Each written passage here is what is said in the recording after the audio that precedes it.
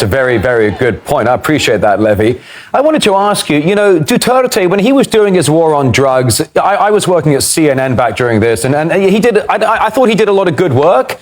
I know that, some of the guys who were dealing the drugs in the Philippines, these were armed militant gangs. They had machine guns and all sorts of stuff. And Duterte was doing the right thing by trying... Welcome to Lemon Logic PH. Pakinggan natin ang interview ni Atty. Baligod sa foreign media patungkol sa 18 Marines at sa bribery na naganap sa ICC tungkol sa kaso ni PRRD. Hoy BBM, alam na sa buong mundo ang kawalangyaan mo. All right, next on the program here on RT, to the International Criminal Court we go, where amid the body's charges against the former president of the Philippines, Rodrigo Duterte, 18 whistleblowers have come forward documenting a massive trove of cash payments being made in secret. A Philippine lawyer has presented a sworn affidavit from 18 former armed services personnel of the Philippines who provided security amid the criminal investigation into President Duterte. The sworn testimony tracks bribes to foreign investigators with suitcases of cash covertly handed to them. As a reminder, Rodrigo Duterte was arrested a year ago upon his arrival to Hong Kong and transferred to The Hague. He's accused of crimes against humanity during his war on drugs between 2011 and 2019. Well, let's get down to the crux of the issue here. Crossing live now to Attorney Levy Baligod, who presented a sworn affidavit from 18 current and former Philippine Armed Service personnel tied to this case in question. This is very intriguing. Mr. Baligod, good afternoon and welcome to the program on RT International. Yes, good afternoon, Mr. Rory Sochet, and good afternoon as well to all your viewers. It's a great pleasure to have you on the program today, sir. Just so I understand, you are the attorney representing 18 individuals who made claims of delivering suitcases stuffed with cash that were allegedly for funding an ICC probe into the former president, Rodrigo Duterte. Can you please help me understand and break that down? Over to you.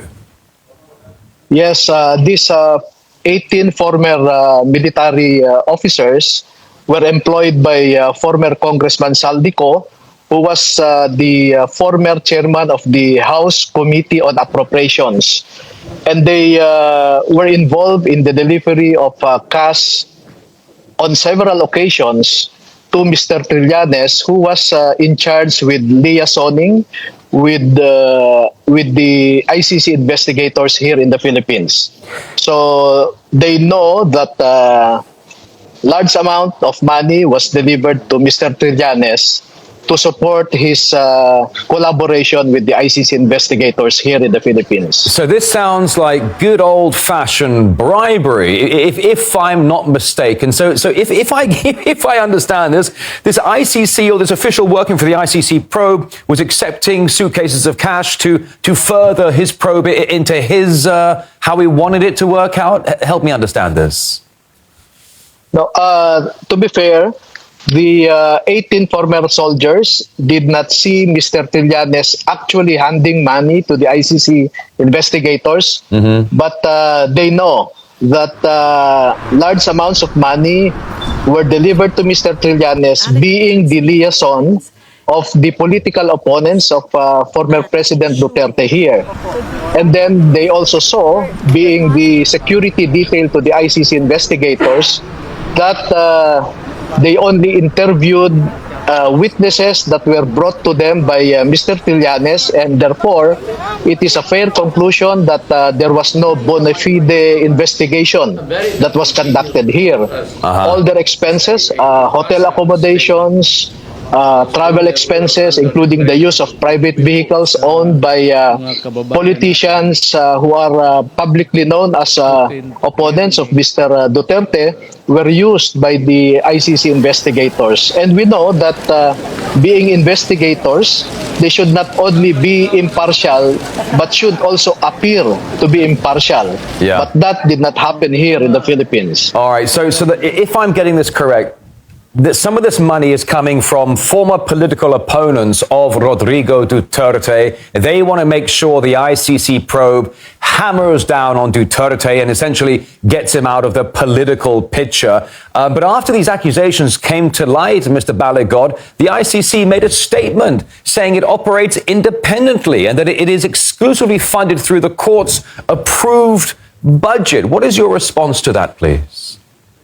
Yes, that is the correct policy, that they should be independent. But that did not happen here in the Philippines. Yeah. They were wined and dined here.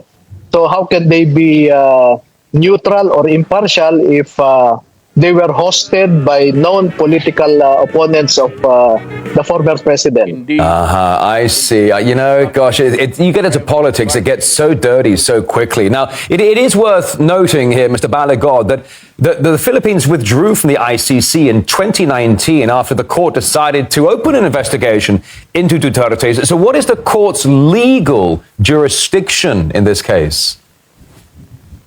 That is one serious problem here, because the Philippines withdrew from ICC in 2018, and the ICC residual jurisdiction should have ended a year after, or on March 2019.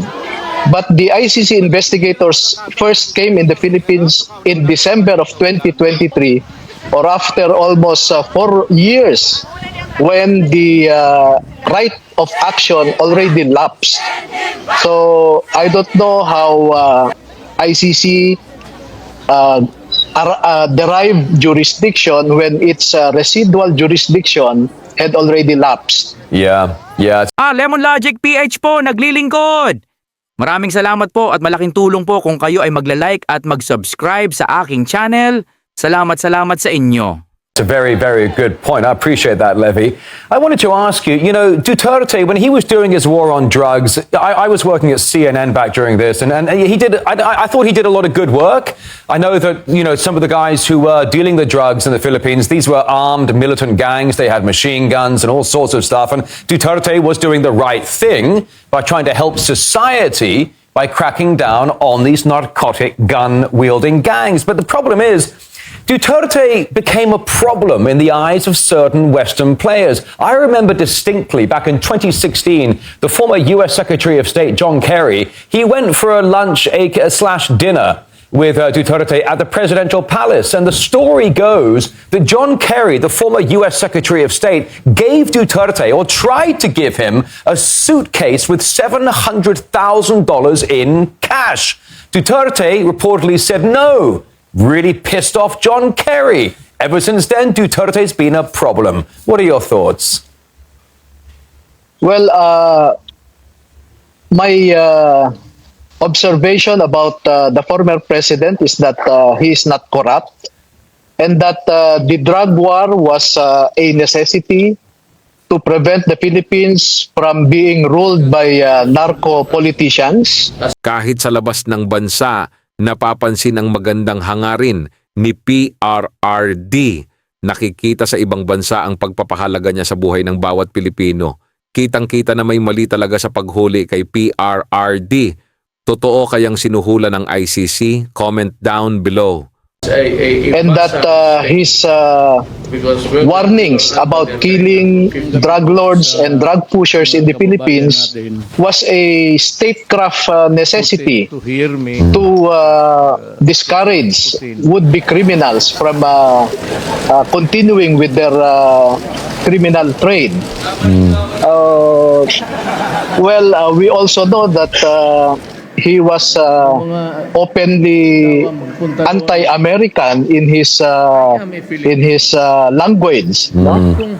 But he was just trying to push for an independent foreign policy, because we know that up to now the USA still has a strong influence that reticulates through our bureaucracy. But it's not just in the Philippines. I think that kind of American influence spans many governments around the world. Kind of disturbing to say it, but I think it's quite true. Do you think the Philippines, do you think you're stuck between a rock and a hard place? You go back to the presidency of Duterte. We know that America wanted the Philippines to take a certain hard line against China. And Manila is trying to play both sides. Well, we want to be friendly with China, we want to be friendly with America, but maybe one or two are asking us to choose sides. Does that make any sense to you, Levy? Yeah, because the Philippines sits in a strategic location, which is part of the first island chain, as they say. But there is a government template where the Philippines should deal with China economically and deal with America militarily to balance both hegemons, so to speak. But that did not work because the U.S. would not want the Philippines to build a stronger relationship, economic relationship with China. And also China would not want the Philippines to have a strong military relationship with the U.S. Yeah. So that is true. We are between the devil and the deep blue sea, or between Sheila Yeah. and Charities, no? Yeah, yeah. But, our foreign policymakers in the Philippines should realize that the Philippines can be both friends to China and the U.S. And the Philippines being a strategic, geographically strategic in the South China Sea is already an obsolete concept when it comes to geopolitics, if I may say. Well, it's. I think you're absolutely right. For the Philippines, really stuck between a rock and a hard place, between two of the biggest global players on the block. I think it's a very intriguing and somewhat disconcerting position to be in. But we're so grateful for your time. We're also grateful, frankly, for the former presidency of Rodrigo Duterte. But for the meantime, Philippine lawyer Levy Baligod, it's so good to have you on the program to shed some light on this complicated story. Thank you so much for joining us today. Thank you, Rory. Thank you very much. Thanks for watching, guys. Subscribe now for more updates. Lemon Logic PH po. Naglilingkod.